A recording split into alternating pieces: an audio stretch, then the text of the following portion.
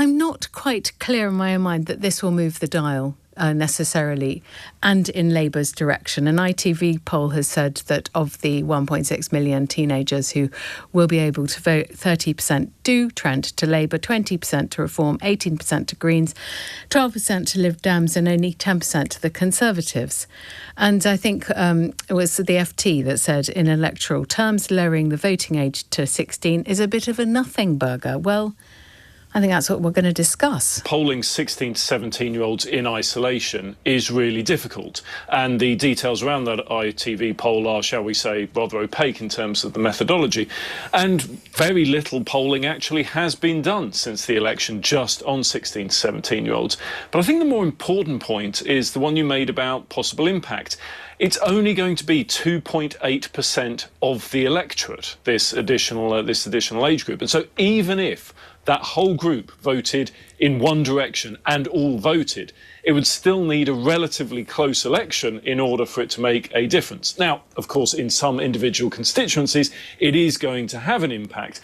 But even then, you'd have to have a close election for that to have an impact overall. Okay. Can you explain? So I think it's relatively minor. Brilliant. OK, I think we're in agreement on that.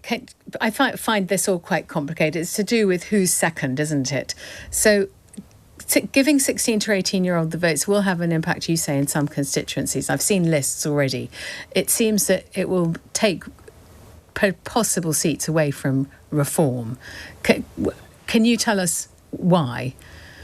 Well, the theory is, and I do stress the theory, is that we assume that 16 and 17-year-olds will, broadly speaking, vote in a similar way to 18, 19, 20, 21-year-olds. And so that youth vote, if you like, if we're counting youth as 21 and under, will expand, and it will be relatively similar. And because that, at the last election, for instance, tended to shift more towards Labour than other parties, the theory is that next time around, they will be more favourable to Labour than the electorate as a whole.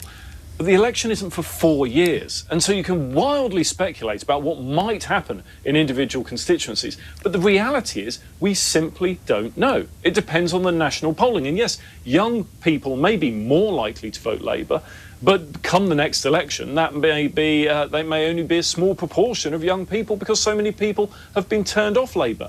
But we don't know. A lot can change in 4 years. And crucially, voter preference is only one aspect of this. The other really important point is whether people turn out to vote or not. And generally speaking, the younger you are, the less likely you are to vote. But with 4 years until the next election and so much coverage of 16, 17-year-olds, it's not inconceivable that at the next election, for instance, 16, 17-year-olds are more likely to vote because of this novel exercise. Sorry to talk over you. Is voter ID a factor in the disinclination of young people to vote, and particularly 16 to 17-year-olds? I mean, they presumably have passports, they have proof of address, but they're not necessarily in college. So what's the issue around voter ID and lowering the franchise? Well, we don't know yet because not enough work has been done to investigate exactly what ID differentials there are between 16, 17-year-olds and 18, 19-year-olds. But in terms of photo IDs, driver's licences, for instance, are a common form of ID that's used, and they're obviously not available to people under 17, and indeed many 17-year-olds won't have passed their tests. And so there is an impact there. But of course, you made the point about the Labour Party doing this to benefit them, and if you were being cynical, yes, you would say that that would be the case. But similarly, if you were being cynical, you'd say that all governments, when they make changes to the electoral rules, do it for their own benefit. The Conservatives introduced voter ID because at least some people believed that would help the Conservatives by minimising the number of young people and reducing that. Although there are suggestions that wasn't true and it backfired. And so the same may be true here. You mess with these rules at your peril, and there's no guarantee, as I say, because of the lack of evidence. You can speculate, but there's no guarantee that things will move in one direction or the other. I've got two quick questions for you before we get to our social media staff for the Reform Party. And it's this. I mean, do you think that this move will throw into even sharper relief the fact that the political system is no longer two main parties duking it out for control every 4 years or so, but voters are much more promiscuous now, especially younger voters who like the attractions of the Greens, Reform, the Lib Dems, and even this new party that hasn't even been born yet, which is co-hosted by Zara Sultana and Jeremy Corbyn. I mean, do you think there's any chance that Labour will look back and think this is one manifesto commitment we shouldn't have honoured in this Parliament? I think it's a possibility, but I think the more worrying possibility, and perhaps even the more likely possibility, is that 16 and 17-year-olds join the feeling of disenfranchisement that people have in the political system and the belief that no political party represents them, and the trend towards lower turnouts that we've seen, not so much in recent elections, but certainly some previous elections, when people feel that no party is the right home for them. It may be that that is the pattern that we see as a result of these changes. And there's a lot of evidence that shows that if you don't vote in the first election in which you're able, you lose out from voting in subsequent elections. So you're just less likely to do it. You don't get into the habit of doing it. And I think that would be bad for democracy generally. Does Reform think that lowering the voting age to 16 is going to drive votes to Nigel's party? Well, I think we can always hope for more votes for our party, but if you look at someone like Nigel Farage, he now has 1.3 million followers on TikTok. Over half of those followers are of the age between 13 and 18, so they really are the sort of core demographic on that platform.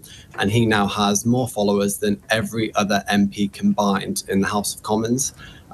Which is an insane statistic, really, when you think about it. But it's purely because he has made that effort to reach out to young people who, hopefully in 2029, will come out in droves and vote for us. Yeah, well, you probably haven't done analysis of how many 16, 17 and 18-year-olds, or I suppose some of the 13-year-olds, could become 16 by the time the next general election rolls around. So all of those followers could potentially vote for Nigel, which could be a game changer for Reform. Precisely, and he was really on this sort of 2 years ago. So that's when I was brought in and was brought in to help. And he told me at the time he really wanted to focus on TikTok because it was a way that other politicians were not utilising to reach young people. So it's exactly as you said, those people now who are 13, 14, by the time 2029 comes along or the next election, they will very likely be voting for Nigel Farage and Reform UK. I mean, Robert Jenrick in the Tories has gone viral too on TikTok when he does his gonzo stunts in the tube stations. Well, I think he has tens of thousands of subscribers, whereas Nigel has 1.3. Okay, I'm not really sure it's so. You're young. I mean, you must be in your early 20s. Thank you. I'm 24. Okay, and so Nigel's got a young team that knows how to use social media to reach young voters. Yes. Obviously, you think Reform is doing that much more effectively than other parties, but what is the evidence so far that could translate into actual votes at the ballot box? Well, I think it's very hard to find any evidence currently because there hasn't been. Well, you've had by-elections, you've done well in council elections, you've got your 5 seats. Sure. But all I would say is that growth that we've seen has happened quite rapidly over the last year or so. So we have risen with the age group that we're discussing, 16 to sort of 18-year-olds, significantly since the last election. And obviously, if we continue to do our job and Nigel continues to reach out, which I know is an important aspect of what he's doing, hopefully that will only continue to increase. Now, this is an easy question. What do you think that young voters or newbie voters see in Nigel Farage, and why does he resonate with them? Why do they like him across the road to say hi? Well, he resonates mainly because he actually has a personality. He's a fun individual to be around, and he has a laugh and a joke. So yes, you see that side of him that is the serious politician and the man that you could see leading the country in 2029, but also that man that actually you would like to have a drink with in the pub, or you would like to, have a 2-minute chat with. And I think you've seen over the last year especially, people of all ages have come around, and especially young people. And it is primarily because of TikTok and also I'm a Celebrity as well.